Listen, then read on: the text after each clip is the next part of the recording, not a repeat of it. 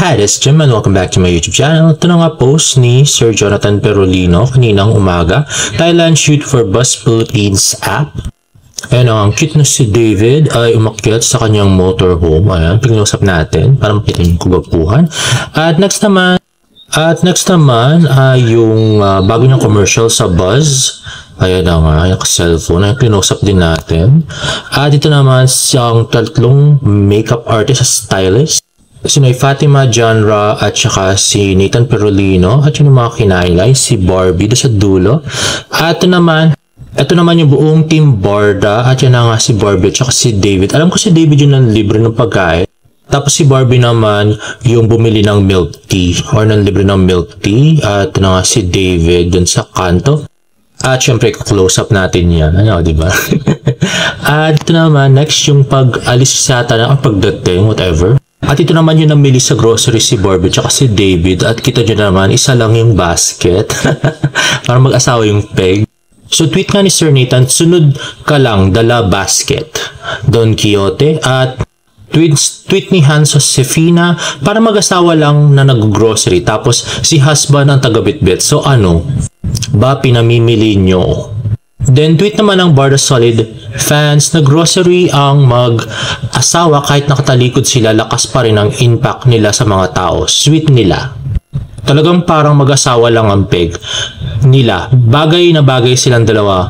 Mabuhay ang bagong mag-asawa. At next ay tweet ni Tingy, bakit isang basket nyo conjugal ang peg? At tweet nga ni Chinita, Delulu mode on, yung nag-grocery mag-asawa, nagugas ng pinggan si David. At yung bus commercial kung saan sinabi ni Barbie Fortesa na men. At next ay post ni Barbie Fortesa sa kanyang Instagram story, happy birthday frenemy Christopher Martin. At yun nga, tinakpan natin yung mukha ng mga tao kaya natin makita. And this one is with Miss Thea Tolentino. At yan ang and next naman is with Mr. Rojun Cruz. And again, as per special request, tinakpan natin yung mukha nung ayaw natin makita. At next ay teaser ni Barbie Fortesa for Young Basic. At next naman ay script reading raw for the movie of Sanya Lopez and David Licauco. Soon. At ito nga ay post ni Joanne Pinote. Ayan na nga. At nag-respond nga sa isang comment si Nessa Bandelion yung nag-upload at sabi niya hindi raw love story so don't worry kasi sabi nung isang Barda fan I cannot charot. At ito nga post ng David's Advocate yata taking the lead role for this upcoming movie. So, for me, hindi ko naman siya papanoorin. So, hintayin na lang natin sa Netflix kung kukunin siya ng Netflix, guys. At next ay nakita ko sa TikTok, Adelina being a clown diva for today's performance. Let's watch this. So what is your name as a group? The Click. Okay. Click or click? The Click. Let's do it. And next naman ay behind the scenes ng Pulang Araw. So sabi dito, guys, di pa patay si Tatay Julio at ayaw niyang iwan si Hiroshi. Ang sweet. Direk, sino ang papaluin niyo sa hanger? Actually, pwede ka na, pag na-reveal ka na dito, dun sa buhay. Pwede na. Importante lang ito, ang siya yung...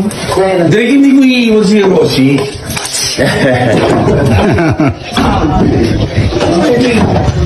Support ako, Direk. Double ko nila sa akin. And next naman ay tweet ni Mrs. Seth Doctolero, rewatch episode 67 and up. Nag-gets ko ang frustration ng marami.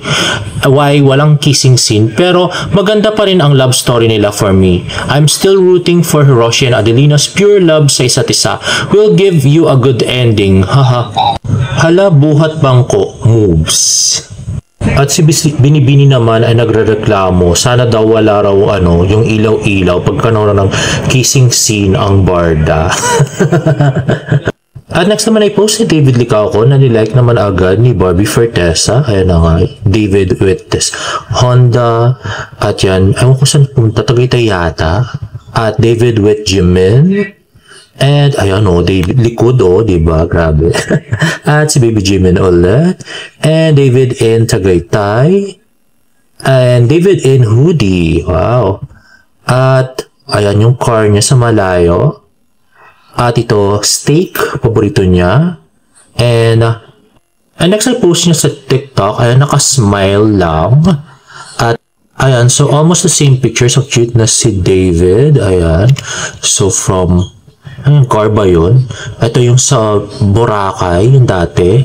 At yan yung kanyang aso, si Hershey. Ayan, yung kanina, pinost niya lang ulit sa TikTok.